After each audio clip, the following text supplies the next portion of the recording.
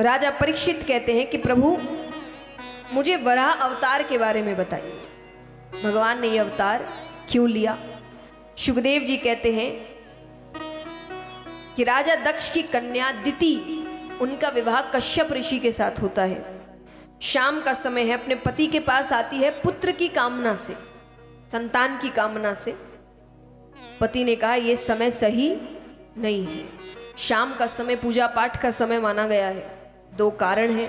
पहला कारण, इस समय महादेव जी और पार्वती जी पृथ्वी की परिक्रमा करते हैं, यानी हर घर आते हैं। तो जब भगवान आपके घर आए तो आपको क्या करना चाहिए?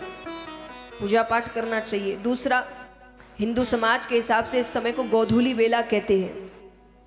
गोधूली बेला यानी इस वक्त जिस जिसके घर में कृष्ण है, आपके मंदिर में श्री कृष्ण की पूजा होती है, तो श्री कृष्ण इस वक्त गैया चराकर घर वापस लौटते थे। तो गैया के पैरों से जो धूली उड़ती थी उसको कहते गोधूली बेला। एक अलग ही वातावरण हो जाता था उस वक्त ब्रज में। तो जिस जिसके घर में श्री कृष्ण की पूजा होती है तो यही माना जाता है कि भगवान गैया चराकर वापस आते हैं। तो जब भगवान वापस आते थे, यशोदा मैया उनका लाड़ चाव करती थी, उनको भोजन कराती थी।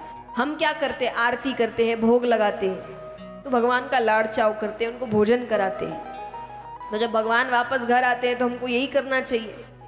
तो इसलिए शाम का समय पूजा पाठ का समय माना गया है। तो उन्होंने कहा कि ये समय सही नहीं है। पत्नी जिद करने लगती है तो बिना इच्छा से उन्होंने उनकी इच्छा की पूर्ति कर दी।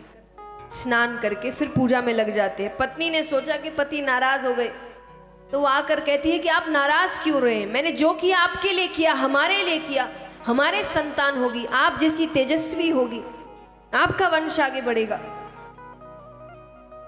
ऋषि ने कहा गलत समय में किया हुआ कार्य गलत परिणाम देता है। पुत्र होंगे तुम्हें, 1 नहीं 2 होंगे, जुड़वा, और महादुष्ट होंगे। और दुष्ट माने ऐसा नहीं बदमाश वाले दुष्ट, यानी राक्षसों में उनकी गिनती करी जाएगी। कौन सी माता चाहेगी उनकी संतान ऐसी हो? वो रोने लग गई। अब वो कहे कि मैंने सिर्फ संतान की कामना से किया जो किया, इतनी बड़ी सजा मत दीजिए। ऋषि ने कहा ठीक है, अब इसको तो नहीं टाल सकते, पुत्र तो ऐसे ही होंगे, पर तुम्हारे जो पौत्र होगा वो भगवान का परम लाडला होगा। वो छोटा सा बच्चा, लेकिन उसका नाम बड़े बड़े भक्तों में लिया जाएगा। कौन हुए वो?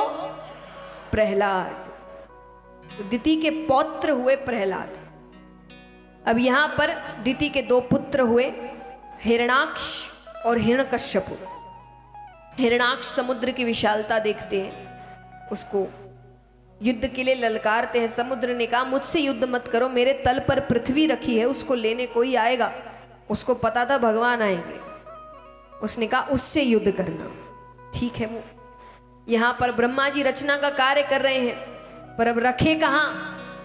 तो भगवान का ध्यान करते हैं। तो ब्रह्मा जी के नासिका से भगवान ने एक छोटे से वराह का अवतार लिया, सीधा समुद्र तल में जाते हैं, अपना आकार बढ़ाते हैं, पृथ्वी को ऊपर लेकर आ रहे हैं कि बीच में हिरणाक्ष आता है। हिरणाक्ष ने कहा पृथ्वी ले जानी है तो मुझसे युद्ध करना पड़ेगा। दोनों के बीच युद्ध होता है। भगवान हिरणाक्ष का वध करते हैं और पृथ्वी को समुद्र तल से ऊपर लेकर आते हैं। इस प्रकार भगवान वराह अवतार ग्रहण करते हैं।